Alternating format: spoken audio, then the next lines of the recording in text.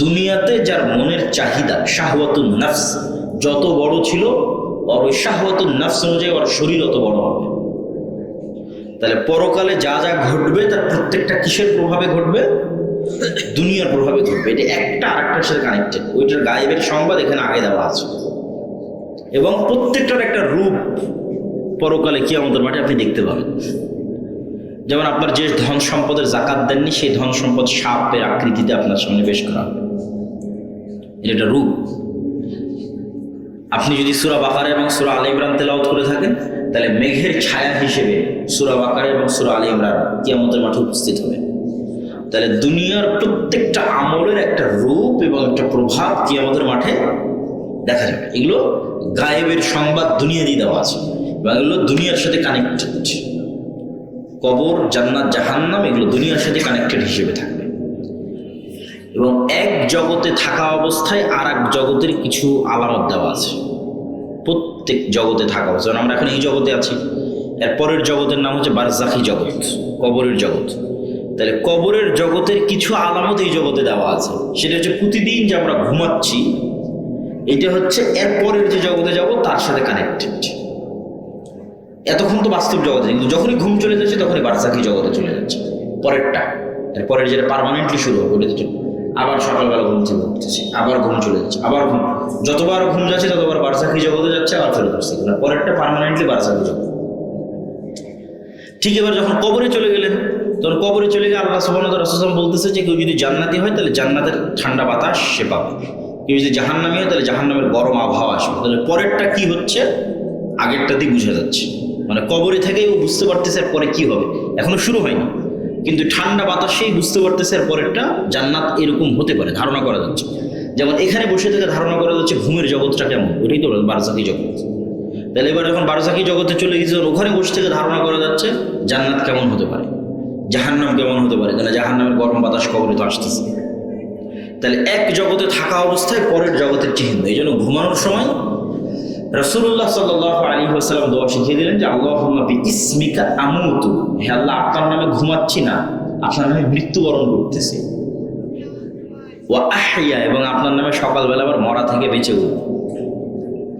এবং পরের দিন ঘুম থেকে উঠার যে দোয়া, ওখানেও একই জিনিস দেওয়া আছে, আহইয়ানা বা'দামা আমাতানা, হে আল্লাহ মরে গেছিলাম রাতের বেলা, এখন সকালে জিন্দা হয়ে উঠলাম, এই জন্য তোমার শুকরিয়া আদায় করি। এটা বলা নাই যে আল্লাহ ঘুমিয়ে গেছিলাম, ঘুম থেকে ঘুম ভাঙলো না, মারা গেছিলাম, ওটা মৃত্যু। মৃত্যু এরকমই। এবং যদি ঘুমের মধ্যে মারা যায় তাহলে তো ওটাই মৃত্যু পার্মানেন্টলি। কেন ঘুম চলে গেলে রূহ কবজ করে নেয়। আল্লাহ কোরআনের আয়াতে বলছে যে ঘুম চলে গেলে এমনভাবে রূহ কবজ করা হয় যে রুহের সাথে শরীরের একটা কানেকশন হয়, কিন্তু রূহ কবজ করা হয়ে গেছে। কেন রুহের মূল কাজটাই হচ্ছে দেখা, শোনা, চিন্তা করা। এই কাজগুলো ঘুমের সময় বন্ধ হয়ে যায়। এই জন্য ঘুমের সময় মানুষ পরের জগতে, মানে স্বপ্ন দেখা, ভিন্ন জগতের সাথে কানেকশন, এগুলো সব স্বপ্নের মধ্যে হয়। কেন তখন রূহ উড়ে বেড়াতে পারে, চলতে পারে, আর নাই, এই শরীরের মধ্যে নাই, একটা কানেকশন রক্ষা করে বের হয়ে গেছে। কিন্তু যখনই মারা যাবে তখন ওই কানেকশনটাও কি হয়ে যাবে, শেষ হয়ে যাবে। যদি আল্লাহ কাউকে পার্মানেন্টলি ঘুমের মধ্যে নিয়ে নিতে চায় তাহলে ওই কানেকশনটাও শেষ। তো আমরা এটা বলতেছি যে এই জিনিসগুলো গায়েবের লজিক, সূত্র, কার্যকরণের পদ্ধতি কোরআন এবং হাদিসে রাসূল সাল্লাল্লাহু আলাইহি ওয়াসাল্লাম বলে দিয়ে গেছে। এগুলোর উপর যখন ইয়াকিন, যেন আপনি চোখে দেখতে পাচ্ছেন, যেন হচ্ছে, যেন হয়ে গেছে, তাহলে আপনি দুনিয়াতে প্রত্যেক সিদ্ধান্ত গ্রহণে আপনি ভুল করবেন না। আল্লাহর সাহায্য নিশ্চিত করতে হবে। আল্লাহর সাহায্য ছাড়া নবীদের হয় না, আমার আপনার হবে না। তাহলে আল্লাহর সাহায্য নিশ্চিত করার একটা রাস্তা পাওয়া গেল যে কেমনে আল্লাহর সাহায্য আসে। তার এক নম্বর হচ্ছে সালাত। এক নম্বর কি? সালাত। যে 5 ওয়াক্ত সালাতে নাই, ওই আল্লাহর গণনার মধ্যেই নাই, কাউন্টের মধ্যেই নাই, গণতির মধ্যেই নাই। আর যে 5 ওয়াক্ত সালাতে আছে অন্তত গণনার মধ্যে এসেছে। গণনার মধ্যে থাকা অবস্থায় এখন ও যদি রাতে সালাত উঠে আল্লাহ সালাত আদায় করে আল্লাহর কাছে কোনো সাহায্য চায়, আল্লাহ তাকে সাহায্য করবে, ইনশাআল্লাহ করবে। আল্লাহর সাহায্য ছাড়া কিছু হবে না। তো আপনাদের বুঝার সুবিধার্থে, ইয়াং জেনারেশনের বুঝার সুবিধার্থে বলি যে সালাত আল্লাহর সাহায্য পাওয়ার একটা টেকনোলজি। তাহলে বললে তুমি বুঝতে পারবা যে এই টেকনোলজি কিভাবে কাজ করে, তোমাকে বুঝাই। আসলে ওইভাবে করে সেটা বলতেছি না, বুঝার সুবিধার্থে, যাতে বুঝতে পারো যে না, এটা আল্লাহ সুবহানাহু ওয়া তাআলার সাহায্য পাওয়ার ইনস্ট্যান্ট মাধ্যম, ইমিডিয়েট মাধ্যম। তো টেকনোলজি কেমন, যেমন ধরো এই যে মোবাইলটা লক হয়ে আছে, এই মোবাইলের লক খোলার জন্য আমি ফিঙ্গারপ্রিন্ট দিলে মোবাইল অন হচ্ছে, অথবা যদি ফেস ভেরিফিকেশন দেওয়া থাকে ডানে বামে, তাহলে ফেস ভেরিফিকেশন করলে মোবাইল অন হবে, অথবা পাসওয়ার্ড দেওয়া থাকলে পাসওয়ার্ড চাপলে অন হবে। এখন মনে করো আমরা একটা দরজার সামনে দাঁড়িয়ে আছি, এই দরজাটা খুব উন্নত প্রযুক্তির দরজা, খুব উন্নত প্রযুক্তির লক লাগানো আছে। যেমন অনেক অফিস আদালতে যাবা, দেখবা কার্ড পাঞ্চ না করলে দরজা খুলবে না, ফিঙ্গার না দিলে দরজা খুলবে না। আমাদের আগের যুগের দরজায় লক লাগতো সিটকালি দিয়ে বা দিয়ে, আর এখন দরজায় লক হয়ে গেছে পাসওয়ার্ড, ফিঙ্গারপ্রিন্ট, কার্ড। তাহলে এইরকমই এর চাইতে অনেক উন্নত প্রযুক্তির একটা দরজা, যেই দরজায় লক ওপেন করতে হলে 3 ধরনের কঠিন পাসওয়ার্ড আছে। 3 স্টাইলের এই পাসওয়ার্ড মিললে ওই দরজা লক হয়। এটা আমি উদাহরণ হিসেবে বলতেছি বোঝানোর জন্য। একটা হচ্ছে ওই দরজাটা নির্ধারিত সময়ই ওপেন হয়, ওই নির্ধারিত সময়ের বাইরে কি হয় না, ওপেন হয় না। তাহলে ওই নির্ধারিত সময়ে ওই দরজার সামনে আসতে হবে। নির্ধারিত সময়ে দরজার সামনে আসলাম, আসার পরে যেমন ফেস ভেরিফিকেশনে আমার চেহারা ধরে রেখেছে আমার মোবাইল, ওই রকম ওই দরজার মধ্যে কিছু চিত্র, কিছু পিকচার আপলোড দেওয়া আছে, ইনস্টল দেওয়া আছে, যে এই দরজার সামনে আসবে ও যদি পিকচার কপি করতে পারে তাহলে দরজা খুলবে। শুধু পিকচারে দরজা খুলবে না, ওই প্রত্যেকটা পিকচারের সাথে কানেক্টেড একটা সাউন্ড দেওয়া আছে। ওই পিকচার দেওয়া অবস্থায় ওই আওয়াজটাই বের করতে হবে। এত উন্নত প্রযুক্তির দরজা। এই সাধারণ প্রযুক্তির দরজা না হলে ফিঙ্গার দিলে আমার খুলে গেল না। তাহলে পিকচারে যেমন এইভাবে দাঁড়ালাম, এই যে একটা ছবি ওখানে এখন আপলোড দেওয়া আছে, এই ছবির সাথে সাথে একটা সাউন্ডও ওর সাথে মিলতে হবে। আলহামদুলিল্লাহ রাব্বিল আলামিন, ছবি আর সাউন্ড মিলতেছে। রুকুতে চলে গেলাম, রুকুর পিকচার ওখানে আছে, রুকুর পিকচারের সাথে ওখানকার পিকচার মিলতেছে। এখন রুকুর যে সাউন্ড সুবহান রাব্বিল আযীম, ওই সাউন্ডের সাথে মিলতেছে।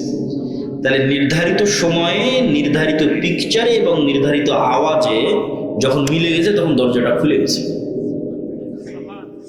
তো আমি যেটা বুঝালাম, সালাত এর চেয়েও উন্নত প্রযুক্তির টেকনোলজি, যেটার সাথে সাথে আল্লাহর যে সাহায্যের দরজা আছে দরজাকে উন্মুক্ত করে দেয়। বলেন আল্লাহু আকবার। সাথে সাথে এই জন্য সূর্যগ্রহণ আল্লাহ নবী তাড়াহুড়া করে সালাত শুরু করে দিল। এখানে এটা ডাইরেক্ট আনলক হয়, যেটা আল্লাহর সাহায্যের দরজা, ওটা সাথে সাথে কি হয়ে যায়, ওপেন হয়ে যায়, খুলে যায়। বৃষ্টির দরকার, সালাত আদায়। এই জন্য যুদ্ধের মাঠেও সালাত দেওয়া আছে। যুদ্ধের মাঠে তো যুদ্ধের লজিক অনুযায়ী, দুনিয়ার সিস্টেম অনুযায়ী সবাই মিলে যুদ্ধ করলে ভালো হয়, কিন্তু ওই যে গায়েবের নির্ধারিত লজিক ভিন্ন, গায়েবের কার্যকরণের সূত্র ভিন্ন। গায়েবের কার্যকরণের সূত্র হচ্ছে তুমি আল্লাহর সাহায্য না পেলে ইসলাম এবং মুসলমানদের নামে জিততে পারবে। আর আল্লাহর সাহায্য পেতে হলে শুধু দুনিয়ার উপর ভরসা করে লাভ নেই, তোমাকে আল্লাহ যে টেকনোলজি দিয়েছে ওটা ইউজ করতে হবে, সেটা হচ্ছে সালাত। তাহলে এখন যুদ্ধের মাঠেও জিতার জন্যই তোমাকে কি করতে হবে, সালাত করতে হবে, কিছু করার নেই। তাহলে অর্ধেক যুদ্ধ করো, অর্ধেক সালাত আদায় করো, এটার নাম সালাতুল খাউফ। কেন তোমাদের বিজয় ওখান থেকেই হবে, আসমান থেকে নামবে। ইসলাম এবং মুসলমানদের বিজয় আসমান থেকে অবতীর্ণ হবে, আল্লাহর সাহায্য। তাহলে আল্লাহর সাহায্য পাওয়ার একটা সর্বশ্রেষ্ঠ এবং সর্বোচ্চ প্রযুক্তির টেকনোলজি কি, সালাত। তাহলে আগে সালাত আদায় করতে হবে, সালাত দিয়ে শুরু, সালাত দিয়ে আল্লাহর সাথে যোগাযোগ তৈরি হয়। পয়েন্ট নাম্বার 2, আর একটা সর্বোচ্চ প্রযুক্তির টেকনোলজি আছে যেটা আল্লাহর সাহায্য পৃথিবীতে নামাতে পারে, সেটা হচ্ছে জিকির। আরো ভালো করে বললে সকাল সন্ধ্যের জিকির। তো জিকির কেন পাওয়ারফুল? জিকির পাওয়ারফুল এটা বুঝতে হলে তোমাকে বুঝতে হবে সাউন্ড টেকনোলজি পৃথিবীর সর্বোন্নত প্রযুক্তির টেকনোলজি। সাউন্ড আজকের বিশ্বের mobile, internet, phone call, camera, TV সব দাঁড়িয়ে আছে যে টেকনোলজির উপর। ওই টেকনোলজির নাম হচ্ছে আলোর তরঙ্গের মধ্যে দিয়ে ডাটা ট্রান্সফার করা, লাইটের ওয়েভের মধ্যে দিয়ে ডাটা ট্রান্সফার করা। আমি কথা বলতেছি আলোর তরঙ্গের মধ্যে দিয়ে, আমার কথাটা মোবাইলের সাহায্যে, নেটওয়ার্কের সাহায্যে এখন আমেরিকাতে গিয়ে বাঁচতেছে। এই যে আলোর তরঙ্গ আমরা ইউজ করতেছি মানুষেরা, এটা আগে থেকেই ছিল, আমরা জানতাম না, এখন আমরা জানতে পেরেছি যে ওটা ব্যবহার করতেছি। এইটার উপর আমাদের পুরো সভ্যতাটা, এখনকার সভ্যতাটা দাঁড়িয়ে আছে। ইন্টারনেট দাঁড়িয়ে আছে, মোবাইল, ক্যামেরা, টিভি সব দাঁড়িয়ে আছে এটার উপর, যে আলোর তরঙ্গ ব্যবহার করে ডাটা ট্রান্সফার হয়। তো আমরা এর চাইতেও উন্নত প্রযুক্তির একটা টেকনোলজির কথা বলতেছি, যেটা আওয়াজের উপর দাঁড়িয়ে আছে। এই টেকনোলজির জ্ঞান পৃথিবীর কোনো বিজ্ঞানীর কাছে নেই। এই টেকনোলজির কিছু জ্ঞান, সামান্য কিছু জ্ঞান সুলাইমান আলাইহিস সালাতু ওয়াস সালামকে আল্লাহ দিয়েছিলেন। রানী বিলকিসের যে সিংহাসন চোখের পলকে উপস্থিত করা হলো সুলাইমান আলাইহিস সালাতু ওয়াস সালামের দরবারে, এটা জিনদের শক্তিতেও সম্ভব নয়। এটা ছিল, অনেক চিন্তা ভাবনা করলে দেখা যাবে এটা আসলে ছিল সাউন্ড টেকনোলজি। পিরামিড যে এত উপরে তৈরি হয়েছে, এত উঁচুতে, এখনকার প্রযুক্তিতে অত উঁচুতে পাথর নিয়ে যাওয়া সম্ভব। তো অনেক বিজ্ঞানী গবেষণা করে বের করার চেষ্টা করে, সেটা ছিল সাউন্ড টেকনোলজি, আওয়াজ নির্ভর একটা টেকনোলজি। ওই টেকনোলজির জ্ঞান বিজ্ঞানীদের কাছে নেই। হালকা কিছু জ্ঞান আল্লাহ সুলাইমান আলাইহিস সালাম এবং তার কওম, তার উম্মতকে কিছু দেওয়া ছিল। সেটা কি? সেটা হচ্ছে শব্দ দিয়ে সব হয়ে যায়, শব্দ দিয়ে সব করে ফেলা সম্ভব। কেন শব্দ দিয়ে সব করে ফেলা সম্ভব? আল্লাহ সুবহানাহু ওয়া তাআলা নিজে আসমান এবং জমিন তৈরি করেছে কুন ফায়াকুন দিয়ে। আল্লাহ যা তৈরি করতে যাবে কুন ফায়াকুন, হাও হয়ে যাবে।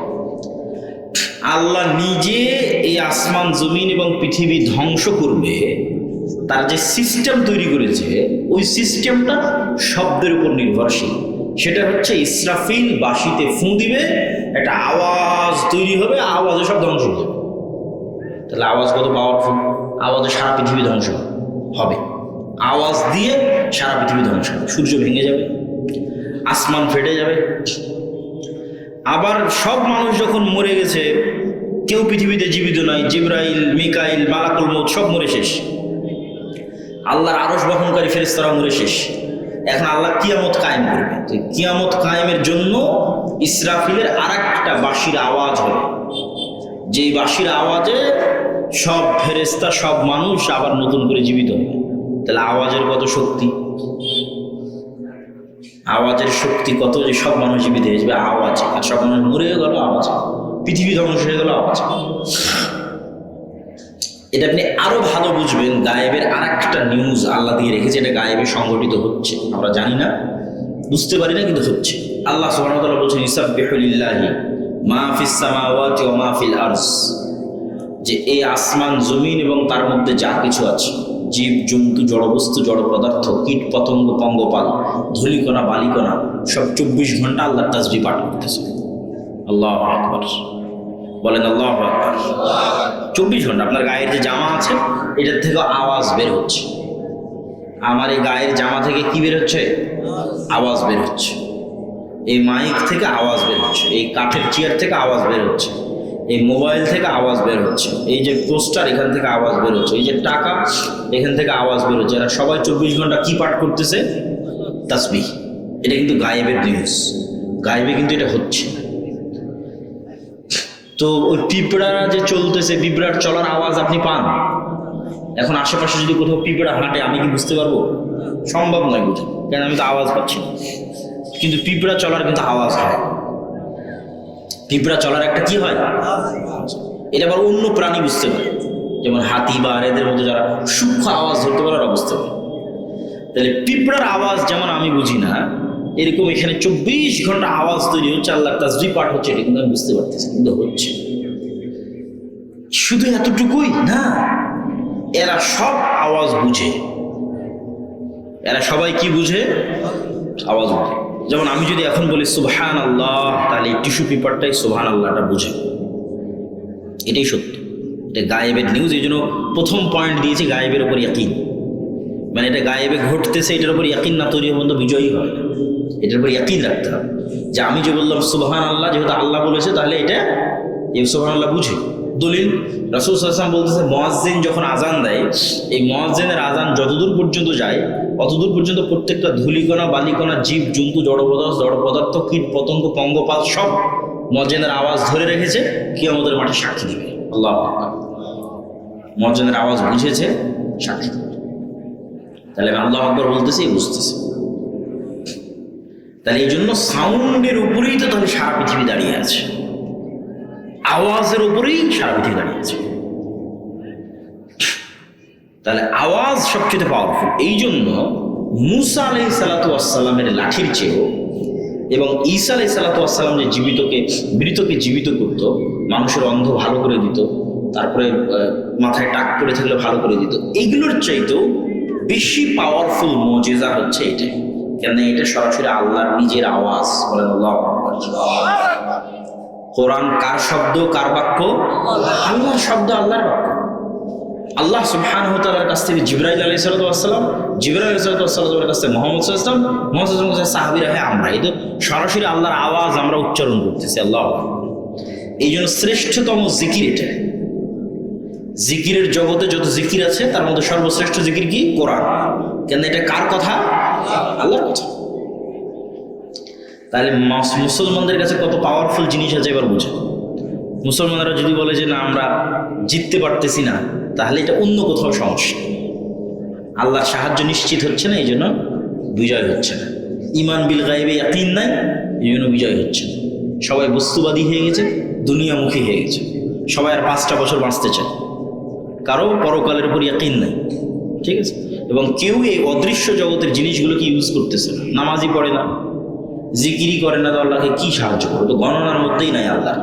ভাগাড়ে পড়ে গেলেও আল্লাহ দেখবে না যে কে ভাগাড়ে পড়ে মারা গেল, দেখবেন না, কেন? গন্তির মধ্যেই নাই। তাহলে এই জিনিসগুলো আপনি যতক্ষণ কাজে না লাগাবেন, সবচেয়ে পাওয়ারফুল জিনিসগুলো মুসলমানদের কাছে আছে। এবং আমার ধারণা, আমি জানি না, আল্লাহু আ'লাম, আল্লাহ ভালো জানে, কিন্তু আমার মন বলে যে মানুষ যেমন আজ থেকে 50-100 বছর আগে এই মোবাইলের মাধ্যমে যোগাযোগ করা যাবে এটা জানতো না, তো আজ থেকে 500-1000 বছর পর যেটার কথা রাসূল সাল্লাল্লাহু আলাইহি ওয়াসাল্লাম বলেছে যে মুসলমানদের তাকবীর ধ্বনিতে শহর বিজয় হয়ে যাবে। শুধু তাকবীরে, আওয়াজ, জিকির, পাওয়ার, এর ক্ষমতা। কেননা ওই দেওয়ালটা এই তাকবীর বোঝে। আল্লাহু আকবার। এই তাকবীরটা দেওয়াল বোঝে, এলাকা বোঝে। তো এরকম এক যুগ চলে আসবে যখন মুসলমানদের জিকির, তাকবীর, সুবহানাল্লাহ, আলহামদুলিল্লাহ, আল্লাহু আকবারে যুদ্ধ বিজয় হয়ে যাবে। রাসূল সাল্লাল্লাহু আলাইহি ওয়াসাল্লাম হাদিসেও বলেছে। তাহলে জিকির খুবই পাওয়ারফুল। আমরা কিন্তু সালাতের মধ্যে বেশিরভাগ 90% জিকির করি। সালাতের মধ্যে 90% জিকির করি। আপনাকে আমি দেখাই, তাহলে বুঝবেন যে সালাতের মধ্যে একটা ইবাদত জিকির দিয়ে সাজানো আছে। মুয়াজ্জিন যখন আজান দিচ্ছে, ওই আজান পুরোটাই জিকির। আল্লাহু আকবার, এটা জিকির। লা ইলাহা ইল্লাল্লাহ, এটা জিকির। এগুলো কিন্তু দোয়া নয় যে আল্লাহর কাছে আমি কিছু চাচ্ছি, আল্লাহ তুমি আমাকে এটা দাও, সেটা নয়। কিন্তু শুধু আল্লাহর বড়ত্ব বর্ণনা করা। আল্লাহু আকবার, জিকির। লা ইলাহা ইল্লাল্লাহ, জিকির। তাহলে আজান দিয়ে শুরু হলো, ইকামাত জিকির। সালাত শুরু করলাম, আল্লাহু আকবার, এটাও জিকির। সালাতের শুরুতে সূরা ফাতিহা পড়লাম, এটা শ্রেষ্ঠতম জিকির। কেন? কোরআন, আল্লাহর সাউন্ড, আল্লাহর আওয়াজ। আর একটা ভিন্ন কোনো সূরা পড়লাম, সেটাও জিকির। আল্লাহু আকবার বলে রুকুতে চলে গেলাম, জিকির। রুকু থেকে সুবহান রাব্বিয়াল আযীম, এটা তাসবিহ, জিকির। এখানেও কিন্তু কোনো চাওয়া নাই যে আল্লাহ আপনি আমাকে এটা দেন, এটা দিয়েন না, এগুলো নেই। ওখান থেকে উঠলাম, রব্বানা লাকাল হামদ। কে প্রশংসা করবে? আল্লাহ তার প্রশংসা শুনবে, প্রশংসা, জিকির, রব্বানা লাকাল হামদ। সিজদায় চলে গেলাম, আল্লাহু আকবার, সুবহান রাব্বিয়াল আ'লা, এটা তাসবিহ, জিকির। দোয়া শুরু হয় একদম সালাম ফেরানোর পূর্বে গিয়ে দোয়া শুরু। তার আগ পর্যন্ত পুরো সালাতের প্রত্যেকটা স্টেপে জিকির দেওয়া আছে। জিকির খুবই পাওয়ারফুল। এখন জিকিরের পাওয়ার বোঝানোর জন্য দুটো ঘটনা বলে এই পয়েন্টের আলোচনা শেষ করব। পরের 2 পয়েন্টে চলে যাব। বিসমিল্লাহ। মুসা আলাইহিস সালাম, ফেরাউন ডুবে যাবে, মুসা আলাইহিস সালাম জিতবে, এটা পৃথিবীর সবচেয়ে আশ্চর্য ঘটনা। পৃথিবীর যত আশ্চর্য ঘটনা আছে তার একটা। তো আল্লাহ মুসা আলাইহিস সালামকে লাঠি দিলেন, লাঠি ছাড়লে সাপ হয়। আল্লাহ সুবহানাহু ওয়া তাআলা বললেন, বগল থেকে হাত বের করো, হাত জলজল করো। জিহ্বায় তোতলামি ছিল, ভালো করে দিলেন, ভাইকে সাথে দিলেন, দিয়ে আল্লাহ বলছেন, ওয়ালা তানিয়া ফি যিকরি, মুসা তোমাকে এগুলো সব দিলাম, এগুলো সব অ্যাক্টিভেট থাকবে যদি জিকির অব্যাহত থাকে, আর জিকির বাদ দিয়ে দিলে এগুলো কিন্তু সব ডিঅ্যাক্টিভেট হয়ে যাবে। এখন কল্পনা করেন, এটা ঘটেনি, আমি আপনাকে গুরুত্ব বোঝানোর জন্য কল্পনা করতে বলছি। কল্পনা করেন মুসা আলাইহিস সালাম এক সপ্তাহ থেকে আর নামাজ পড়ে না, এক সপ্তাহ থেকে আর জিকির করে না। 7 দিনের দিন এখন মুসা আলাইহিস সালাম লাঠি মারে আর সাপ হয় না, লাঠি দিয়ে সমুদ্রে বাড়ি মারে আর রাস্তা হয় না, লাঠি দিয়ে পাথরে আঘাত করে আর ঝর্ণা তৈরি হয় না। এখানে এগুলো সব কি হয়ে গেছে? ডিঅ্যাক্টিভেট হয়ে গেছে। ফেসবুকের অ্যাকাউন্ট ডিঅ্যাক্টিভেট হয়ে যায় না, হোয়াটসঅ্যাপ ডিঅ্যাক্টিভেট হয়ে যায় না, তোমাদের টিকটকের অ্যাকাউন্ট ডিঅ্যাক্টিভেট হয়ে যায় না, তাহলে ডিঅ্যাক্টিভেট হয়ে গেছে, টেকনোলজি ডিঅ্যাক্টিভেট হয়ে গেছে। আল্লাহ বলছে, ওয়ালা তানিয়া ফি যিকরি, জিকির করতে ভুলবা না, যা দিয়েছি তোমার কালব, এটা পৃথিবীর সবচেয়ে উন্নত প্রযুক্তির মেশিন। তোমার এই কালব যখন আল্লাহ সুবহানাহু ওয়া তাআলার সাথে জিকির এবং সালাতের মাধ্যমে কানেক্টেড, যতক্ষণ কানেক্টেড জিকির এবং সালাতের মাধ্যমে আল্লাহর সাথে, এখন লাঠি দিয়ে তুমি সমুদ্রে বাড়ি মারলে মহাসমুদ্র রাস্তা হয়ে যাবে। আল্লাহ কেন? লাঠি তখন অ্যাক্টিভেট আছে, ওই লাঠি দিয়ে এখন পাথরে আঘাত করো, ঝর্ণা তৈরি হয়, সবগুলো কাজ করতেছে, কার্যকর। কেননা মুসা আলাইহিস সালাম জিকিরের মাধ্যমে কানেক্টেড আছে রব্বুল আলামিনের সাথে, সালাতের মাধ্যমে কানেক্টেড আছে রব্বুল আলামিনের সাথে। সম্মানিত অবস্থা, তাহলে এটা হলো জিকিরের পাওয়ার। যে মুসা আলাইহিস সালামকে বলা হচ্ছে সব কিন্তু অচল হয়ে যাবে কি না থাকলে, জিকির না থাকলে। আর জিকিরের মাধ্যমে আমার সাথে কানেক্টেড আছো, আমি তোমার সাথে আছি, সব কাজ করবে, ফাংশন সব অ্যাক্টিভেট, চলবে, কোনো সমস্যা নেই। এমনকি ইতিহাসে একটা ঘটনা আছে, এটার কিছুটা সত্যতা এবং মিথ্যার কিছুটা ইয়েও আছে, কিন্তু কিছু দূর পর্যন্ত ঠিক আছে। কোরআনেও আল্লাহ বলেছে তাবুত হচ্ছে সাকিনা, কোরআনে এতদূর পর্যন্ত বলা আছে তাবুত সাকিনা, কিন্তু আমি যে পর্যন্ত বলতেছি এই পর্যন্ত সরাসরি কোরআনে নেই, কিন্তু এতটুকু আছে। তাবুত হচ্ছে মুসা আলাইহিস সালাম যখন মারা গেলেন, তখন মুসা আলাইহিস সালামের লাঠি, মুসা আলাইহিস সালামের পাথর, যে পাথরে ঝর্ণা তৈরি হয়েছিল, মুসা আলাইহিস সালামের কিছু জামা কাপড়, এগুলো সব ওরা একটা বাক্সের মতো জমা করে রেখেছে। এই বাক্সটার নাম দিয়েছে তাবুত। তো এই বানু ইসরায়েলের যেই যুদ্ধেই যেত, ওই বাক্সটা ঘাড়ে করে নিয়ে যেত, বাক্সটা ঘাড়ে করে নিয়ে গিয়ে রাখতো সামনে, রেখে যুদ্ধ শুরু করতো, যুদ্ধে বিজয় হয়ে যেত। পরে ওই বিভিন্ন বড় বড় জাতি প্রজাতি তারা চিন্তা করে কি কারণে এরা জিততেছে, বলে তাবুতের কারণে। তখন তাবুত ওরা চুরি করে নিয়ে যায়। পরে দীর্ঘদিন যাবত এই তাবুত আর খুঁজে পাওয়া যায় না, আর নাই। তো ইহুদিদের ধারণা যে তাবুত আমাদের যে মসজিদে আকসা, এই যে মসজিদে আকসার যে ডোম অফ দ্য রক, সবুজ গম্বুজ, এই সবুজ গম্বুজের নিচে যে বিশাল পাথর, যেটা মনে করা হয় যে পৃথিবী শুরুর প্রথম পাথর, ওই পাথরের নিচে অথবা মসজিদে আকসার নিচে কোথাও এই তাবুত আছে। ঠিক সুলাইমান আলাইহিস সালামের যে সিংহাসন বা আরো অন্যান্য যে জিনিসগুলো ছিল, সেগুলো এই মসজিদে আকসার নিচে বা আশেপাশে কোথাও আছে। তো তো ইহুদিরা এতটা পাগল কেন? মসজিদে আকসা লাগবেই, মসজিদে আকসা নিতেই হবে। ওই শক্তিগুলোর সন্ধানে, অলৌকিক মুজিজার যে শক্তি, যেগুলো এক সময় তাদের কাছে ছিল, সেগুলোর সন্ধানে ওরা এতটা পাগল হয়ে আছে যে মসজিদে আকসায় যতদিন মুসলমানরা সালাত আদায় করছে পর্যন্ত এটাকে নেওয়া যাচ্ছে না, খোঁড়া যাচ্ছে না, অনুসন্ধান করা যাচ্ছে না, ওরা খুঁড়ে দেখতে চায়। তো যাক, আমরা অন্যদিকে চলে গেলাম, জিকিরের পাওয়ার।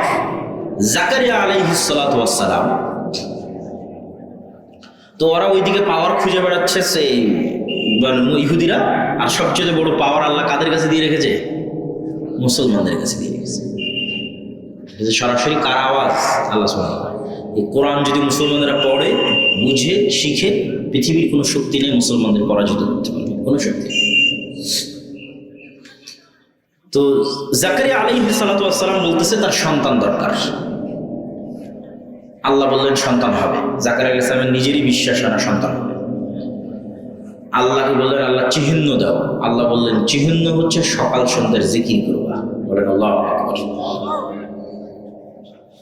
এবার দুটো পয়েন্ট বাকি আছে বক্তব্যের। দুনিয়ার ফাংশন, এগুলো সবগুলো গায়েবের ফাংশন। ঈমান বিল গায়বি ইয়াকিন, আল্লাহ সাহায্য ছাড়া বিজয় হয় না, আল্লাহ সাহায্য পেতে চাইলে কি করতে হবে, সব গায়েবের ফাংশন, দুনিয়ার ফাংশন। তো দুনিয়াতেও আল্লাহ কিছু নিয়ম কানুনের উপর পৃথিবীকে প্রতিষ্ঠিত করে রেখেছে। যেমন দুনিয়াতে আগুন মানুষকে জ্বালিয়ে দেয়, তো আগুনের মধ্যে জ্বালানোর শক্তি কে দিয়েছে? আল্লাহ দিয়েছে। ছুরি কাটার শক্তি কে দিয়েছে? ছুরিতে আল্লাহ দিয়েছে। এখন ছুরিকে যদি আল্লাহর নবীর চাচা হামজার গলাতেও ধরা হয় কাটবে, হামজা মরে গেছে, তীরের আঘাত খেয়েছে, মরে গেছে। কত সাহাবী আল্লাহর নবীর জীবদ্দশায় শহীদ হয়ে গেছে। ছুরি তো আর গিয়ে বললো না, তরবারিতে গিয়ে বললো না এটা তো হামজার গলা, আমি আর কাটবো না, এটা আল্লাহ নবীর অমুক সাহাবীর শরীর, আমি আর ঢুকবো না। হ্যাঁ, আল্লাহ যেই নিয়মের উপর পৃথিবী তৈরি করে রেখেছে, এই নিয়ম যে ইউজ করবে তার জন্যই কাজ করবে। মোবাইল যারা তৈরি করেছে, একটা অপশনে চাপ দিলে ফ্ল্যাশ লাইট জ্বলতেছে, মুসলমানও যদি চাপ দেয় জ্বলবে, হিন্দুও যদি চাপ দেয় জ্বলবে। ওই রকম ফাংশন পৃথিবীকে আল্লাহ কিছু ফাংশনের উপর ডেভেলপ করেছে। পৃথিবীর দুইটা ফাংশন হচ্ছে নেতা হওয়ার ফাংশন। তাহলে আমি এমন একটা জগতের কথা বলছি যেটা গায়েব, যেটা অদৃশ্য, দেখা যায় না, যে জগতে জিন বসবাস করে, যে জগতে ফেরেশতারা বসবাস করে, এই পৃথিবীতে। তো এই গায়েবে নির্ধারিত কিছু নিয়ম কানুন আছে, গায়েবে নির্ধারিত কিছু সিস্টেম আছে, গায়েবে নির্ধারিত কিছু লজিক আছে, গায়েবের কার্যকরণের চলাফেরার সব কিছুর ধরন ভিন্ন। গায়েবে উড়বেন কিভাবে, চলবেন কিভাবে, নামবেন কিভাবে, সবগুলোর সিস্টেম ভিন্ন। তো গায়েবে নির্ধারিত ওই সিস্টেমের উপর ইয়াকিন রাখা, যতটুকু কোরআন এবং হাদিসে এসেছে ততটুকুর উপর। যেমন গায়েবের সাথে দুনিয়ার এই জগতের যে মিলবে না, তার একটা উদাহরণ, যে কিছুক্ষণ আগে বক্তা সাহেব বক্তব্য দিচ্ছিলেন। তো এই যে এখানে 1000 টাকা আছে, এই 1000 টাকা থেকে দুনিয়ার হিসাবে আমি যদি এখন এখান থেকে 500 টাকা ওনার বক্তব্য অনুযায়ী মাদ্রাসায় দিয়ে দিই, তাহলে আমার এখান থেকে 500 টাকা মাইনাস হয়ে যাবে। কিন্তু এটাই সাথে সাথে গায়েবের যে ফর্মুলা আছে, রুলস আছে, ওখানে এটা কিন্তু বাড়া শুরু হয়ে গেছে। ওইটার প্রভাবটা 5 বছর, 10 বছর, 20 বছর পর পাওয়া যাবে। গায়েবের ফর্মুলায় ওটা বাড়া শুরু হয়ে গেছে। ঠিক আমি এই 1000 টাকা একজনকে কর্জ দিলাম, ওই 1000 টাকা ফেরত নেওয়ার সময় 1100 টাকা সুদ হিসেবে নিলাম। তাহলে দুনিয়ার বাস্তবতার জগতে আমি 100 টাকা বেশি ফেরত পেলাম, কিন্তু গায়েবে সাথে সাথে যখন 100 টাকা বেশি নিয়েছি, তখনই গায়েবের সাথে সাথে ওই টাকা কমা শুরু করেছে। গায়েবের লজিক পূর্ব নির্ধারিত। এইরকম দুনিয়ার প্রতিটা কাজের কার্যকরণের একটা সূত্র গায়েবে নির্ধারণ করা আছে, যেটা ঘটবেই। ওইটা ইনস্ট্যান্ট, সাথে সাথে ঘটে, প্রভাব মানুষ অনেক পরে দেখতে পায়। এই জন্য আল্লাহ সুবহানাহু ওয়া তাআলা বলছেন ইয়ামহাকুল্লাহুর রিবা ওয়া ইউরবিস সাদাকাত। এটা গায়েবের নিয়ম, আল্লাহ কোরআনে দিয়ে দিয়েছে যে দেখো, গায়েবে দান করলে বাড়ে আর সুদ নিলে কমে। তো গায়েবে যেটা ঘটে ওটার প্রভাবও দুনিয়াতে দেখা যাবে, একটু সময় লাগবে। কিন্তু দুনিয়াতে বাস্তবে কিন্তু এখন দান করলে কমে যাচ্ছে, সুদ দিলে বাড়তেছে, কিন্তু বাস্তবে এটা বাড়তেছে না বা কমতেছে না। বাস্তবে গায়েবে যেটা ঘটতেছে সেটাই প্রকাশ পাবে, সেটা আল্লাহ কোরআনে বলে দিয়েছে। তো গায়েবের এই সিস্টেমের উপর, এই লজিকের উপর যেভাবে আল্লাহ সুবহানাহু ওয়া তাআলা আমাদের জানিয়েছে, ওইটার উপর ইয়াকিন রাখা। শুধু মনে মনে বললাম না দান করলে বাড়ে, কিন্তু মনের মধ্যে খটখট কমেতে গেল, বাড়ে কি? তাহলে ইয়াকিন হলো? ইয়াকিন হলো না। গায়েবের নির্ধারিত লজিকের উপর, কার্যকরণের সূত্রের উপর, পদ্ধতির উপর ইয়াকিন রাখা, নিশ্চিত বিশ্বাস, যেন আমি চোখে দেখতে পাচ্ছি যে কমে গেল। ক্যালকুলেশনের খাতায় সত্যি সত্যি কমে গেছে সুদ নেওয়ার সময়, আর ক্যালকুলেশনের খাতায় সত্যি সত্যি বেড়ে গেছে দান করার সময়। এটা যেন আমি চোখে দেখতে পাচ্ছি বেড়ে গেল। এই মানের ইয়াকিন যতদিন অর্জন না হবে, ততদিন মুসলমানদের মুক্তি নাই। ঈমান বিল গায়বে ইয়াকিন ছাড়া মুক্তি নাই। আল্লাহ সুবহানাহু ওয়া তাআলা এই কোরআনের একদম শুরুতেই আল্লাযীনা ইউমিনুনা বিল গায়ব, যারা গায়েবে ঈমান রাখে, একদম শুরুতেই। ওয়া বিল আখিরাতি হুম ইউকিনুন, পরকালের উপর ইয়াকিন রাখে, পরকালও গায়েব, পরকালও গায়েব। সম্মানিত উপস্থিতি, তো গায়েবের উপর ইয়াকিন এটা মুক্তির পথে যাত্রার একদম প্রথম স্টার্টিং, শুরু গায়েবের উপর ইয়াকিন। তো এখানে আজকে ফেরেশতারা উপস্থিত হয়েছে, এটিকে আমরা চোখে দেখতে পাচ্ছি না গায়েবের নিউজ কোরআন এবং হাদিসে দেওয়া আছে, গায়েবের সংবাদ কোরআন এবং হাদিসে দেওয়া আছে, এটা গায়েবে ঘটে। রাসূল সাল্লাল্লাহু আলাইহি ওয়াসাল্লাম বলছে একদল ফেরেশতা পৃথিবীতে ঘুরতেই থাকে, যে দেখি কোথায় মানুষ আল্লাহর নাম উচ্চারণ করতেছে, আল্লাহ রাসূলের নাম উচ্চারণ করতেছে। ঘুরতে ঘুরতে দেখে যেখানে মানুষ আল্লাহ আল্লাহ রাসূলের কথা বলতেছে ওখানে ওরা বসে যায় এবং উঠতে উঠতে উঠতে উঠতে উঠতে উঠতে একদম নিচের আসমান পর্যন্ত ঠেকে যায়। ফেরেশতাদের মাজমা জমতে জমতে জমতে নিচের আসমান পর্যন্ত ঠেকে যায়।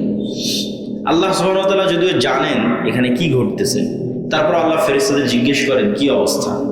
তখন ফেরেশতারা উত্তর বলে, আল্লাহ আপনার একদল বান্দা একত্রিত হয়ে ইউমাজ্জিদুনাক ইয়াহমাদুনাক, আপনার একদল বান্দা একত্রিত হয়ে আপনার প্রশংসা করতেছে, আপনার নাম উচ্চারণ করতেছে, আপনার বিষয়ে জানতেছে, কথা বলতেছে। তখন আল্লাহ সুবহানাহু ওয়া তাআলা উশহিদুকুম আন্নী গাফারতু লাহুম, তোমরা সাক্ষী থাকো আমি আমার এই বান্দাদের ক্ষমা করে দিলাম। ফেরেশতারা বলতেছে, আল্লাহ আপনি যে এখানে উপস্থিত সবাইকে ক্ষমা করে দিলেন, তো ওই যে প্যান্ডেল আলা সাউন্ড বক্স আলা এরা তো কোরআন হাদিসের বক্তব্য শুনতে আসেনি, এরা তো টাকা ইনকাম করবে, চুক্তি আছে, যেন প্যান্ডেল আর সাউন্ড বক্স ঠিক করতে এসেছে। বুঝেনি মনে হয় আমার কথা? অনেক ক্যামেরাম্যানও হয়তো এসেছে মনিটাইজেশন অন করে কিছু টাকা ইনকাম করবে ইউটিউবে। তো এরকম আরো বিভিন্ন উদ্দেশ্য নিয়ে এখানে মানুষ কি হয়েছে, একত্রিত হয়েছে। কেউ যদি মধ্যখানে বাদাম বিক্রি করে তো বাদাম বিক্রি করতে আসছে। তো এদের কি জন্য ক্ষমা হবে? ফেরেশতাদের অভিযোগ আল্লাহর কাছে। তা আল্লাহ সুবহানাহু ওয়া তাআলা বলছে, এটা বোঝার জন্য একটা উদাহরণ বুঝেন। বিয়ে বাড়িতে আপনি আপনাদের এমপিকে দাওয়াত দিয়েছেন, ঠাকুরগাঁয়ের ভবিষ্যৎ অথবা মনোনয়ন প্রার্থী এমপি বা এমপি হয়ে গেছে, মন্ত্রী হয়ে গেছে। তো এমপি মন্ত্রীকে আপনার বিয়ে বাড়িতে দাওয়াত দিয়েছেন, এমপির সাথে আরো 5-10 জন এসেছে। তো এমপির সম্মানে কিন্তু এই 5-10 জনকে আপনি আটকাবেন না, যে এমপির সাথে সাথে যারা আসছে তারাও ঢুকে যাবে। কিন্তু আবার যদি সাধারণ কোনো পাবলিক হয় আপনি কিন্তু ধরবেন কার দাওয়াত আছে কার নাই।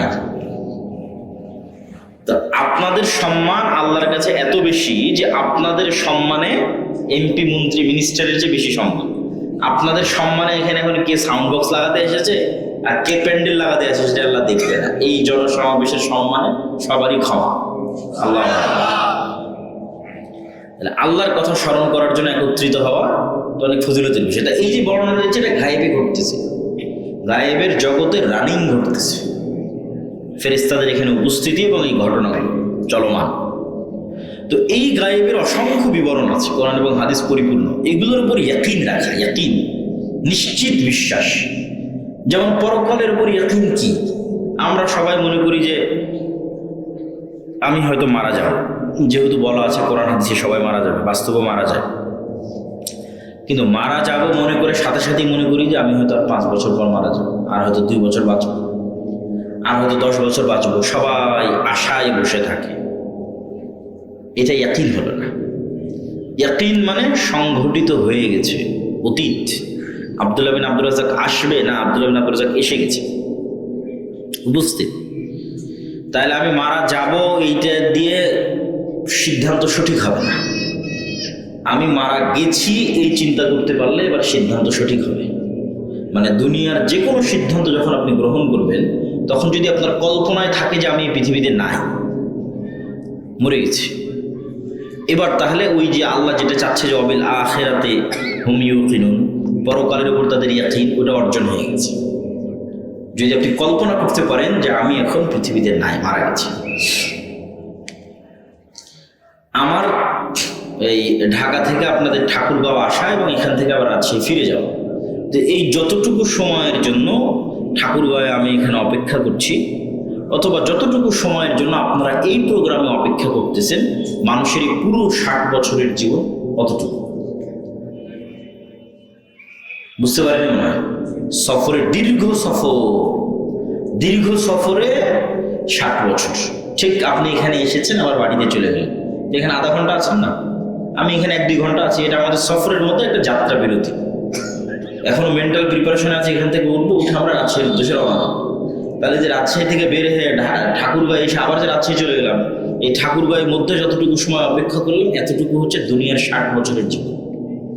কেন এই যাত্রাটা তো অনেক দীর্ঘ, কোথায় হাজার হাজার বছর আগে রুহের জগতে সফর শুরু হয়েছে, রুহের জগতে এটা হয়ে বারজাকি জগতে কিয়ামত হয়ে জান্নাত এবং জাহান্নাম ওখানে গিয়ে স্থির হয়। তাহলে লম্বা সফর নয়, এই লম্বা সফরে এতটুকু সময় 60 বছর এবং 70-80 বছরের জীবনটা এখানে আপনার কাটানো আধা ঘন্টার মতো। এই জন্য এটাকে যখন আপনি অতীত কল্পনা করতে পারবেন এবং জান্নাত জাহান্নাম বারজাকি জীবন এবং কবর সম্পর্কে আল্লাহ গায়েবের এই জগৎগুলো সম্পর্কে যা যা নিউজ দিয়ে রেখেছে ওগুলোর উপরে যখন ইয়াকিন রাখতে পারবেন, ওই পরকালের যতগুলো সংবাদ দেওয়া আছে প্রত্যেকটা কিন্তু দুনিয়ার সাথে কানেক্টেড। যেমন আপনারা শাইখ আব্দুর রাজ্জাক মিসবাহর বক্তব্য শুনেছেন যে জাহান্নামীদের শরীর অনেক বড় হয়, এক কাঁধ থেকে আর এক কাঁধের দূরত্ব এত, এক কানের লুতি থেকে কাঁধের দূরত্ব এত, ঠিক আছে, তা এত বড়। এই যে বড় হচ্ছে শরীর, ইবনুল কাইয়িম বলছেন এটাও দুনিয়ার প্রভাব। দুনিয়াতে যার মনের চাহিদা শাহওয়াতুন নফস যত বড় ছিল, ওর ওই শাহওয়াতুন নফস অনুযায়ী ওর শরীর অত বড় হবে। তাহলে পরকালে যা যা ঘটবে তার প্রত্যেকটা কিসের প্রভাবে ঘটবে? দুনিয়ার প্রভাবে ঘটবে। এটা একটা আরেকটার সাথে কানেক্টেড। ওইটার গায়েবের সংবাদ এখানে আগে দেওয়া আছে এবং প্রত্যেকটার একটা রূপ পরকালে কিয়ামতের মাঠে আপনি দেখতে পাবেন। যেমন আপনার যে ধন সম্পদের জাকাত দেননি সেই ধন সম্পদ সাপের আকৃতিতে আপনার সামনে পেশ করা হবে, এটা একটা রূপ। আপনি যদি সূরা বাকারা এবং সূরা আলে ইমরান তেলাওয়াত করে থাকেন তাহলে মেঘের ছায়া হিসেবে সূরা বাকারা এবং সূরা আলে ইমরান কিয়ামতের মাঠে উপস্থিত হবে। তাহলে দুনিয়ার প্রত্যেকটা আমলের একটা রূপ এবং একটা প্রভাব কিয়ামতের মাঠে দেখা যাবে। এগুলো গায়েবের সংবাদ দুনিয়া দিয়ে দেওয়া আছে এবং এগুলো দুনিয়ার সাথে কানেক্টেড। কবর, জান্নাত, জাহান্নাম এগুলো দুনিয়ার সাথে কানেক্টেড হিসেবে থাকবে এবং এক জগতে থাকা অবস্থায় আর এক জগতের কিছু আলামত দেওয়া আছে। প্রত্যেক জগতে থাকা অবস্থা, আমরা এখন এই জগতে আছি, এর পরের জগতের নাম হচ্ছে বারজাখি জগৎ, কবরের জগৎ। তাহলে কবরের জগতের কিছু আলামত এই জগতে দেওয়া আছে, সেটা হচ্ছে প্রতিদিন যে আমরা ঘুমাচ্ছি এটা হচ্ছে এর পরের যে জগতে যাব তার সাথে কানেক্টেড। এতক্ষণ তো বাস্তব জগতে, কিন্তু যখনই ঘুম চলে যাচ্ছে তখনই বারজাখি জগতে চলে যাচ্ছে পরেরটা। এর পরের যেটা পার্মানেন্টলি শুরু হবে ওটা চলে, আবার সকালবেলা ঘুম থেকে উঠতেছি, আবার ঘুম চলে যাচ্ছে, আবার ঘুম, যতবার ঘুম যাচ্ছে ততবার বারজাখি জগতে যাচ্ছে, আবার ফেরত আসছে, পরেরটা পার্মানেন্টলি বারজাখি জগৎ। ঠিক এবার যখন কবরে চলে গেলেন, তখন কবরে চলে গিয়ে আল্লাহ সুবহানাহু ওয়া তাআলা রাসূল বলতেছে যে কেউ যদি জান্নাতি হয় তাহলে জান্নাতের ঠান্ডা বাতাস সে পাবে, কেউ যদি জাহান্নামী হয় তাহলে জাহান্নামের গরম আবহাওয়া আসবে। তাহলে পরেরটা কি হচ্ছে আগেরটা দিয়ে বোঝা যাচ্ছে, মানে কবরে থেকেই ও বুঝতে পারতেছে এর পরে কি হবে, এখনো শুরু হয়নি কিন্তু ঠান্ডা বাতাসেই বুঝতে পারতেছে এর পরেরটা জান্নাত এরকম হতে পারে, ধারণা করা যাচ্ছে। যেমন এখানে বসে থেকে ধারণা করা যাচ্ছে ঘুমের জগৎটা কেমন, ওইটাই তো বারজাখি জগৎ।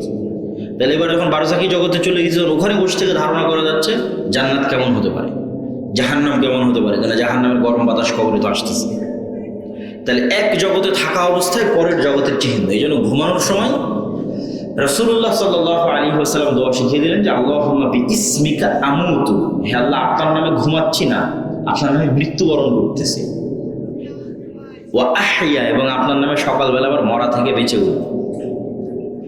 এবং পরের দিন ঘুম থেকে উঠার যে দোয়া ওখানে একই জিনিস দেওয়া আছে, আহইয়ানা বা'দামা আমাতানা, হে আল্লাহ মরে গেছিলাম রাতের বেলা, এখন সকালে জিন্দা হয়ে উঠলাম, এই জন্য তোমার শুকরিয়া আদায় করি। এটা বলা নাই যে আল্লাহ ঘুমিয়ে গেছিলাম ঘুম থেকে ঘুম ভাঙলো, না, মারা গেছিলাম, ওটা মৃত্যু। মৃত্যু এরকমই, এবং যদি ঘুমের মধ্যে মারা যায় তাহলে তো ওটাই মৃত্যু পার্মানেন্টলি। কেন ঘুম চলে গেলে রূহ কবজ করে নেয়। আল্লাহ কোরআনের আয়াতে বলছে যে ঘুম চলে গেলে এমনভাবে রূহ কবজ করা হয় যে রূহের সাথে শরীরের একটা কানেকশন হয়, কিন্তু রূহ কবজ করা হয়ে গেছে।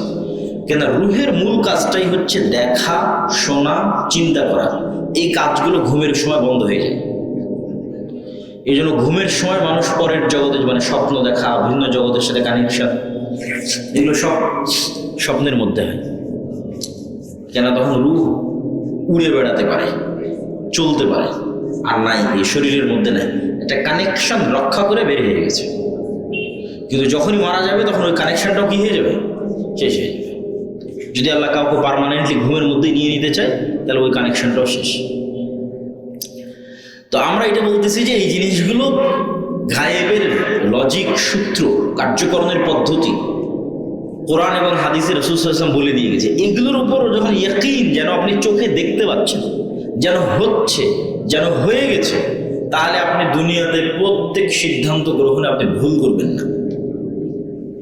এখন দুনিয়ার সিদ্ধান্ত গ্রহণে আমরা সকাল সন্ধ্যা ভুল করি। কি ভুল করি? আমরা সবসময় দেখি কোনটাতে দুনিয়ার লাভ, আর যখন গায়েবের উপর ইয়াকিন থাকবে তখন আপনি দেখবেন কোনটাতে পরকালের লাভ। তাহলে তো ভুল সিদ্ধান্ত অফ হয়ে গেল। পরকালের লাভ দেখে যখন সিদ্ধান্ত নেবেন তখনই রাইট ট্র্যাকে আছে, সিরাতে মুস্তাকিমে আছে। এটার জন্যই লাগবে ঈমান বিল গায়বে ইয়াকিন। পয়েন্ট নাম্বার 2, আল্লাহর সহযোগিতা ছাড়া মুসলমানদের বিজয় হয় না, হবে না, অতীতেও হয়নি। তথা দুনিয়ার শক্তিতে পাওয়ারফুল হলেই ইসলামের বিজয় হবে, এটা মিথ্যা কথা। যেমন অনেকেই মনে করে এখনকার মুসলমানেরা দুর্বল, এই জন্য মুসলমানেরা জিততে পারতেছে না, এটা ভুয়া কথা। এখনকার মুসলমানেরা মুহাম্মদ সাল্লাল্লাহু আলাইহি ওয়াসাল্লামের যুগে মুহাম্মদ সাল্লাল্লাহু আলাইহি ওয়াসাল্লাম মক্কার কাফের মুশরিকদের তুলনায় যা দুর্বল ছিল, এখনকার মুসলমানেরা তার চেয়ে শক্তিশালী। এবং মূসা আলাইহিস সালাতু ওয়াস সালাম ফেরাউনের তুলনায় যা দুর্বল ছিল, এখনকার গাজার মুসলমানেরা ইসরায়েলের তুলনায় তার চেয়ে শক্তিশালী। তাহলে মুসলমানেরা দুনিয়ার দিক থেকে দুর্বল, এটা অতীতের নবীদের সাথে মাপলে, অতীতের ইতিহাসের সাথে মাপলে মিলে না। মুসলমানেরা শক্তিশালী, কিন্তু বিজয় হয় না কেন? আসলে শক্তি দিয়ে তো বিজয়ই হয় না, এই জন্য হয় না। বিজয় হতে কি লাগে? কি বললাম? কি লাগে? আরো জোরে বলেন, কি লাগে? আল্লাহর সাহায্য। এখন তাহলে আমাদের সাথে কার সাহায্য নাই? আল্লাহর সাহায্য। আল্লাহর সাহায্য পাওয়ার ক্রাইটেরিয়া আমরা ফিল আপ করতে পারতেছি।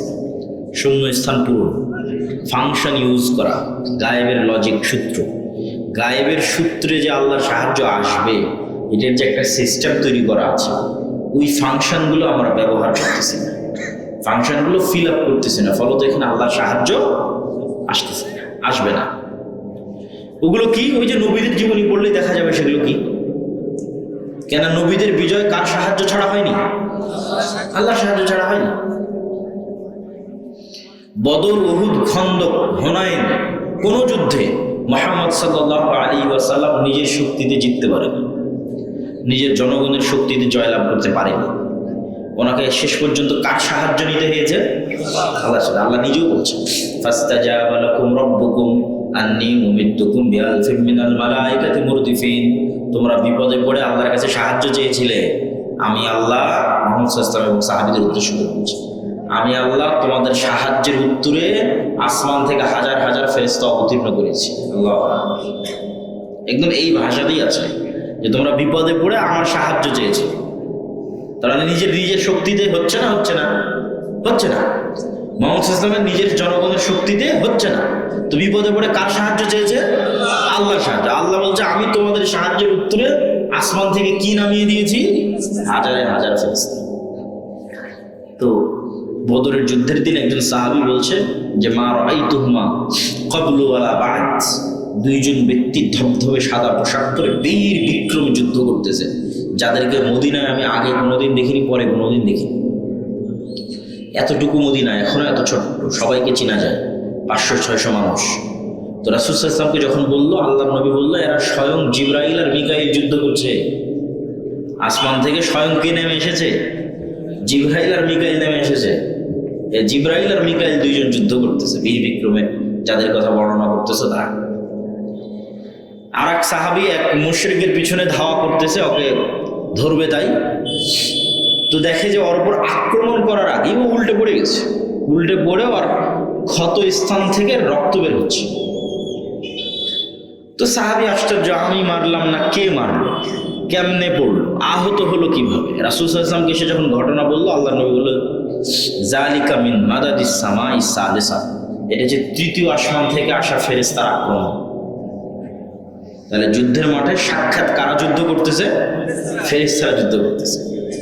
আনাস রাদিয়াল্লাহু তাআলা আনহু বলছে, খন্দকের যুদ্ধের দিন আল্লাহর নবী যুদ্ধ শেষ করে দিয়ে আবার বললেন যে, জিবরাইল আদেশ দিয়েছে 3টে ইহুদি গোত্রের দিকে অভিযান চালাতে, বানু কুরাইজা, বানু কায়নুকা, বানু নাজির। তো আনাস রাদিয়াল্লাহু তাআলা বলছে, আমরা সব সাহাবী মিলে যখন ইহুদি গোত্রের দিকে যাচ্ছি, তখন আমাদের সামনে ধুলায় অন্ধকার। কেন ধুলায় অন্ধকার? মোটর সাইকেলের শোডাউন হলে, এখন তো সামনে ইলেকশন, নেতারা যখন মোটরসাইকেলের শোডাউন দিবে, গ্রামের মাটির রাস্তা হলে আর এমনি রাস্তা তো ধুলা উঠে ভরে যায়। তো বলছে আমাদের সামনে দিয়ে জিবরাইলের ঘোড় সওয়ার বাহিনী গেছে, তো জিবরাইলের ঘোড় সওয়ার বাহিনীর পায়ের আঘাতে ধুলায় অন্ধকার হয়ে আছে। বলেন আল্লাহু আকবার। তাহলে কি পরিমাণ বাস্তব চোখে দেখতেছে সাহাবীরা, আল্লাহ রাসূলকে আল্লাহ সহযোগিতা করতেছে ফেরেশতা দিয়ে, তার একদম চোখে দেখা বাস্তব নমুনা, কাল্পনিক কোন নমুনা। এটাই গায়েব, এটাই গায়েবের উপর ইয়াকিন।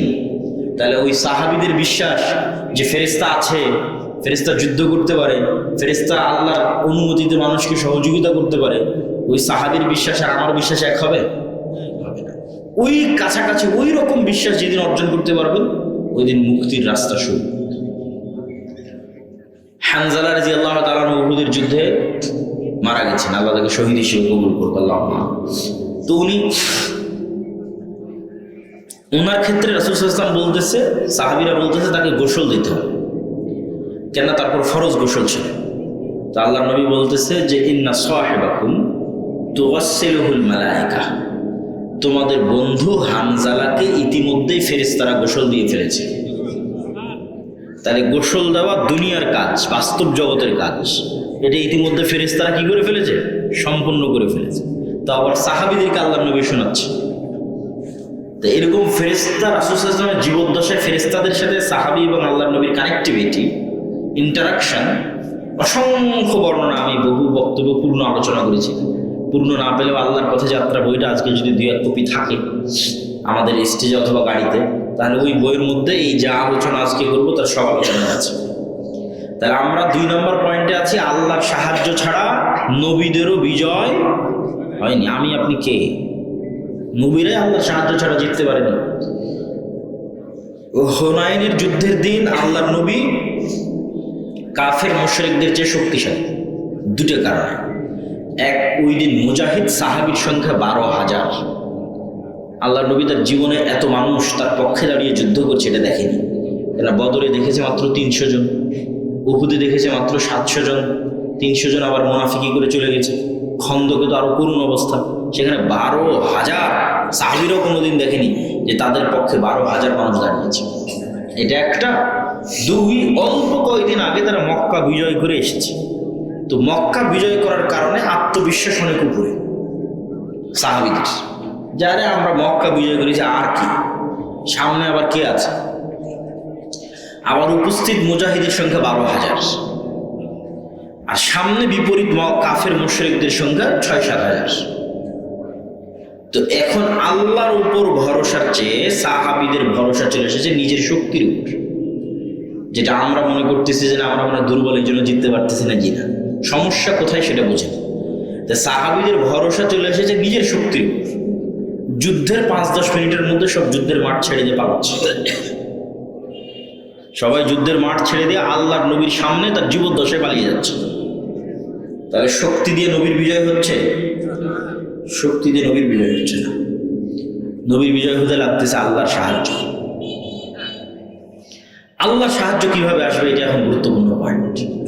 আমরা আল্লাহর সাহায্য পাচ্ছি না দেখেই কিন্তু বিজয় হচ্ছে না, আমাদের ঈমান বিল গায়বে ইয়াকিন নাই দেখেই বিজয় হচ্ছে না। আল্লাহর সাহায্য কিভাবে পাওয়া যায়? বদরের যুদ্ধের দিন রাসূলুল্লাহ সাল্লাল্লাহু আলাইহি ওয়াসাল্লাম বদরের যুদ্ধের আগের রাত এবং বদরের যুদ্ধের দিন, এই 2 সময় রাসূল সাল্লাল্লাহু আলাইহি ওয়াসাল্লামের যে দীর্ঘ ইবাদত, এই দীর্ঘ ইবাদতের বর্ণনা হাদিসে বিস্তারিত এসেছে যে রাসূলুল্লাহ সাল্লাল্লাহু আলাইহি ওয়াসাল্লাম বদরের যুদ্ধের আগের রাতে লম্বা সালাত আদায় করছেন। বদরের যুদ্ধের দিন তাবুতে খিমায় হাত উঠিয়ে দোয়া করতে করতে করতে করতে তার গায়ের চাদর পর্যন্ত পড়ে গেছে। তো আল্লাহর নবীর লম্বা সালাত এবং লম্বা দোয়া দেখে আবু বকর রাদিয়াল্লাহু তাআলা ক্লান্ত হয়ে গেছে, যে কাফাকা মুনাশাদাতাকা রাব্বাক, আরে আপনি তো নবী, নবীর আবার এত সালাত আদায় করা লাগে সাহায্য নেওয়ার জন্য? তা আল্লাহ এমনি সাহায্য করবে। নবীর আবার এত দোয়া করা লাগে আল্লাহর সাহায্য নেওয়ার জন্য? আল্লাহ তো এমনি সাহায্য করবে। কিন্তু ঘটনা হচ্ছে যে মুহাম্মদ সাল্লাল্লাহু আলাইহি ওয়াসাল্লাম আবু বকরের চেয়ে ভালো জানেন, আমার এবং আপনার চেয়ে ভালো জানেন এক, আল্লাহর সাহায্য ছাড়া উনি বদরের দিন জিততে পারবে না। খুব ভালো করে জানেন যে কার সাহায্য ছাড়া জিততে পারবে না। দুই, এটাও উনি খুব ভালো করে জানেন যে আল্লাহর সাহায্য আসমান থেকে দুনিয়াতে নামিয়ে আনতে হলে, টেনে নামাতে হলে আমি মোহাম্মদ আমাকে রাতের সালাতে দাঁড়াতে হবে। খুব ভালো করে জানেন। ফাতাহাজ্জাত বিহি নাফিলাতান লাক আসা আন ইয়াবআসাকা রাব্বুকা মাকামান মাহমুদা।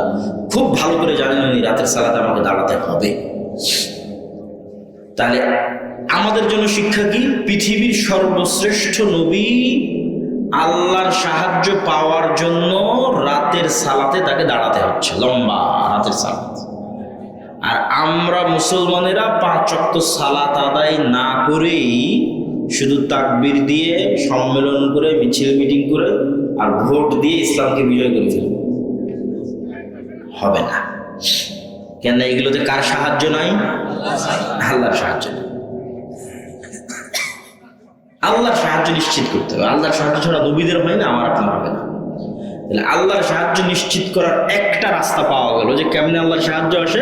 তার 1 নম্বর হচ্ছে সালাত। 1 নম্বর কি? সালাত। যে 5 ওয়াক্ত সালাতে নাই ওই আল্লাহর গণনার মধ্যেই নাই, কাউন্টের মধ্যেই নাই, গন্তির মধ্যেই নাই। আর যে 5 ওয়াক্ত সালাতে আছে অন্তত গণনার মধ্যে এসেছে। গণনার মধ্যে থাকা অবস্থায় এখন ও যদি রাতে সালাত উঠে আল্লাহ সালাত আদায় করে আল্লাহর কাছে কোনো সাহায্য চায়, আল্লাহ তাকে সাহায্য করবে, ইনশাআল্লাহ করবে। আল্লাহর সাহায্য ছাড়া কিছু হবে না। তো আপনাদের বুঝার সুবিধার্থে, ইয়াং জেনারেশনের বুঝার সুবিধার্থে বলি যে সালাত আল্লাহর সাহায্য পাওয়ার একটা টেকনোলজি। তাহলে বললে তুমি বুঝতে পারবা যে এই টেকনোলজি কিভাবে কাজ করে। তোমাকে বুঝাই, আসলে ওইভাবে করে সেটা বলতেছি না, বুঝার সুবিধার্থে, যাতে বুঝতে পারো যে না, এটা আল্লাহ সুবহানাহু ওয়া তাআলার সাহায্য পাওয়ার ইনস্ট্যান্ট মাধ্যম, ইমিডিয়েট মাধ্যম।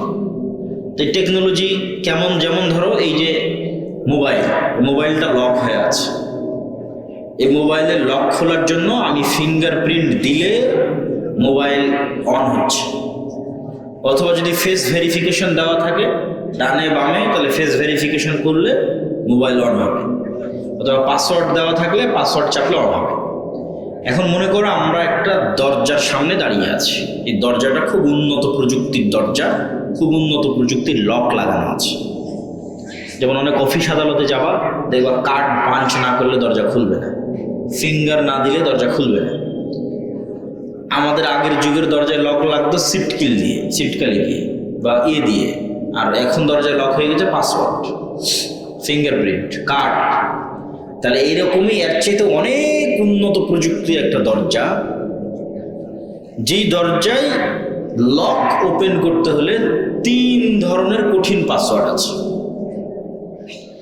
3 স্টাইলের এই পাসওয়ার্ড মিললে ওই দরজা লক হয়।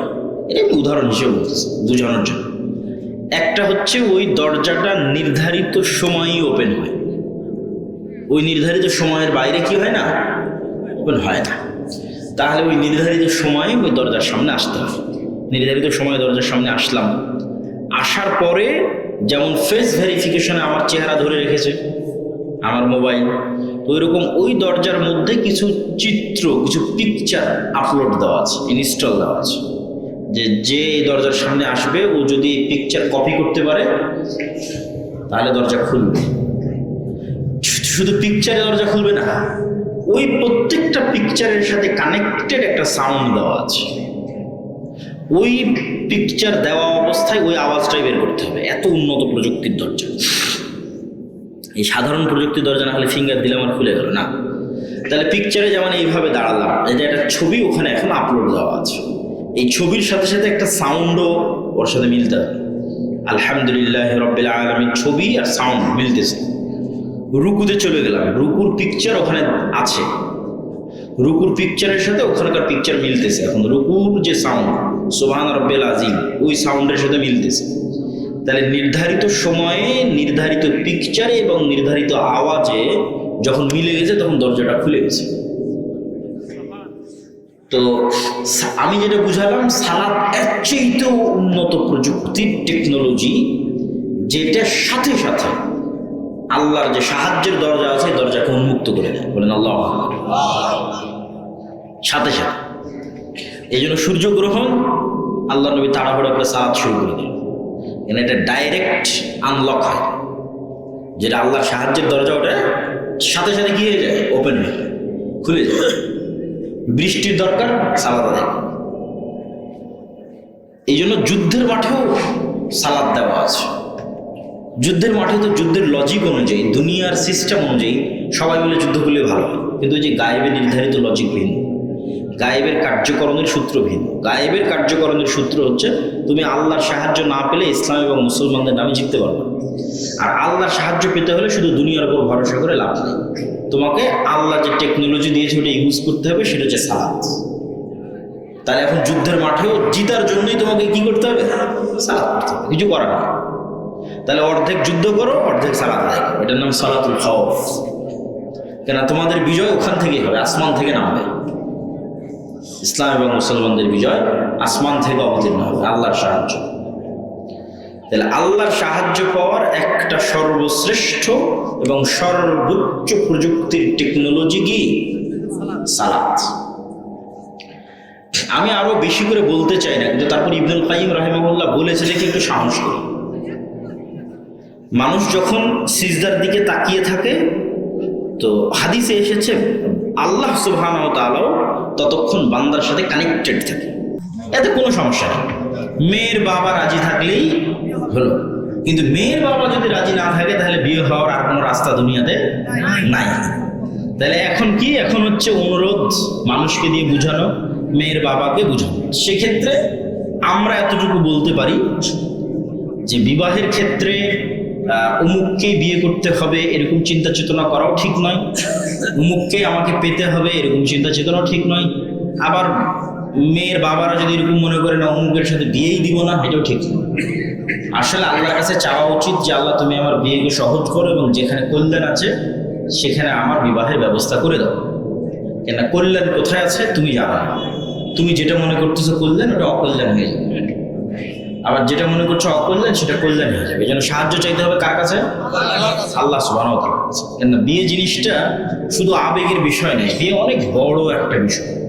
এর সাথে সন্তান সন্ততির ভাগ্য জড়িত আছে, মৃত্যু পর্যন্ত সংসার চালানোর বিষয় আছে, অনেক কিছু আছে। তো মেয়েকে চিনবা কিভাবে যে মেয়ে ভালো কিনা?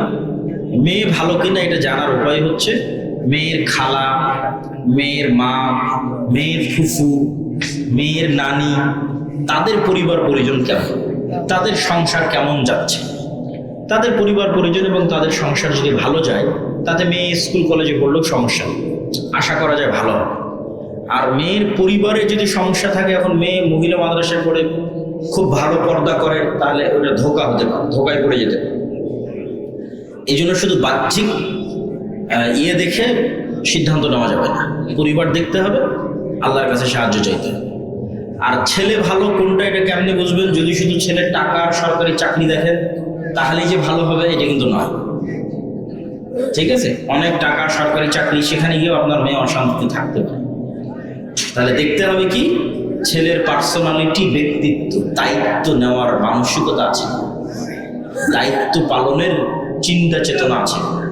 এবং যুবককেও চিন্তা করতে হবে সে দায়িত্বশীল কিনা। খালি বললাম বিয়ে করে নিব, পড়ে না, টাকা পয়সা ইনকাম করে না, জ্ঞান অর্জন করে না, তাহলে কি হবে? ও শুধু আর একজনের জন্য বোঝা হবে, তার স্ত্রীর হক দিতে পারবে না, তার জন্য বোঝা হবে, নিজের সমাজের জন্য বোঝা হবে। তাহলে একটা মানুষের হক পালন করতে চাইলে ওটার যোগ্য হতে হবে। তো যোগ্যতা নির্ভর করতেছে ব্যক্তিত্বের উপর, পার্সোনালিটির উপর, যে সে দায়িত্ব নিতে চায় কিনা, না দায়িত্ব নিতে চায় না, দায়িত্ব নিতে পারদর্শী কিনা। পুরুষ সবসময় দায়িত্বশীল হতে হবে।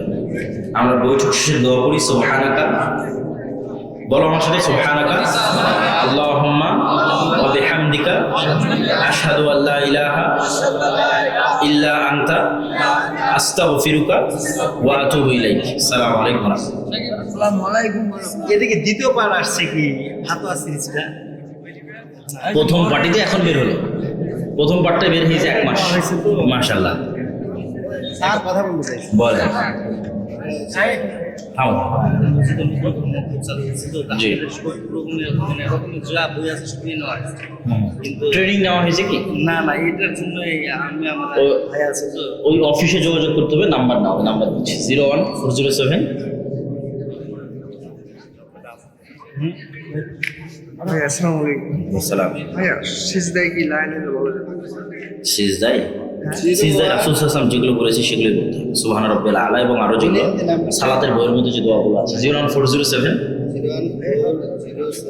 02 18 14। এই নাম্বারটা তো আছে এটাই তো মক্তবের নাম্বার। এটাতে ফোন দিয়ে জানতে হবে যে কবে মক্তবের শিক্ষকদের ট্রেনিং হবে, যেই দিন হবে সেই দিন টিচার পাঠিয়ে দিতে হবে। 47 না লাস্টে কি বললাম? 002 18 14 814। হ্যাঁ, তোমরা কি বললে জানো? না না না কি আরেকটা বলে দিই এই যে এখানেই আছে ভাই, যে এখানেই দেওয়া আছে। এই শুরু এই দিকে আছে এটা আমাকে দিয়ে দেয় এটা পিছনে বিক্রি হচ্ছে তো, আপনি পিছন থেকে নিয়ে নেন। এই জল হচ্ছে না, আচ্ছা, মক্তবের নাম্বারটা দেয়। দেন এই এটা